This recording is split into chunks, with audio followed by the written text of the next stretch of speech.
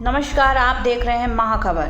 Namibia से मध्य प्रदेश के कूनू नेशनल पार्क पहुंचे 8 चीते फिलहाल एक ग्रिल फेंसिंग के भीतर हैं। 5 मादा और 3 नर चीते अगले कुछ हफ्ते इस नए देश की आबोहवा और प्रकृति को समझने में बिताएंगे।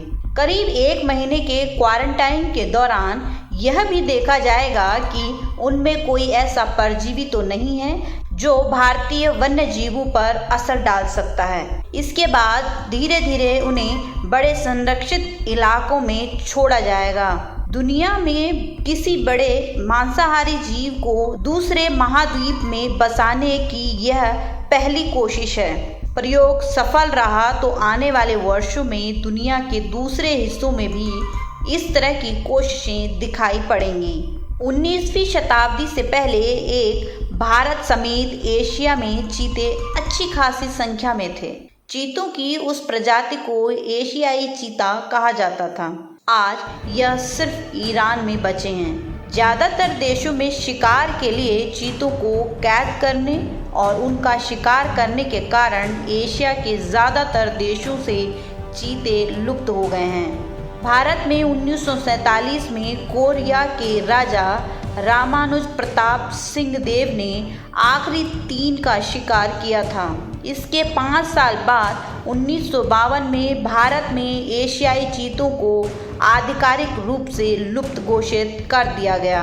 अब 70 साल बाद चीते जब भारत लाए गए हैं, लेकिन ये अफ्रीकी चीते हैं। बीते 5 दशकों में भारत के कुछ वन्य अधिकारियों ने ईरान से एशियाई चीते लाने की बहुत कोशिश की, लेकिन बात नहीं बनी। इसके बाद ही दक्षिण अफ्रीका और नामीबिया से चीता लाया गया है। फिलहाल दुनिया में दक्षिण अफ्रीका मात्र एक ऐसा देश है जहां के जंगलों में चीतों की संख्या बढ़ रही है। दक्षिण अफ्रीका में चीता संरक्षण से जुड़े वन्यजीव चिकित्सक डॉक्टर एड्रियान टोरडिफे के मुताबिक अफ्रीकी महाद्वीप के कई देशों में चीता संरक्षण की कोशिशें सफल नहीं हो पाई हैं, लेकिन भारत में संरक्षण से जुड़े कड़े कानून उम्मीद जगाते हैं। डॉक्टर टोरडिफे कहते हैं, हम बैठे बैठे ये आशा नहीं कर सकते कि हमारी मदद के बिना चीता जैसी एक प्रजाति खुद को बचा लेगी।